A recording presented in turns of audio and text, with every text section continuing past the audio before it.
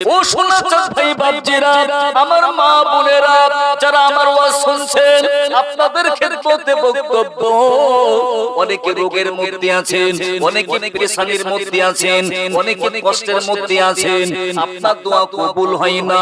আমি আপনাকে পরামর্শ দিতে পারি, আপনি মাঝে মাঝে মধ্যে আপনি গভীর রাত্রে উঠে যাবেন।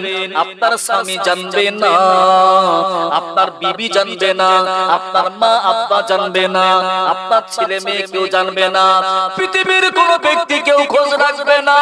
আপনি উঠে উজুটা করে নিয়ে তাহাজ্জুদের নামাজ পড়বেন, পাটিটা বিছিয়ে দিয়ে তাহাজ্জুদের নামাজ আদা করে নিয়ে আপনার মনের তামান্না আপনি আল্লাহকে বলবেন, মিনাল লাইলি ফাতাহাজ্জাত বিহি নাফিলাতাল্লাহ।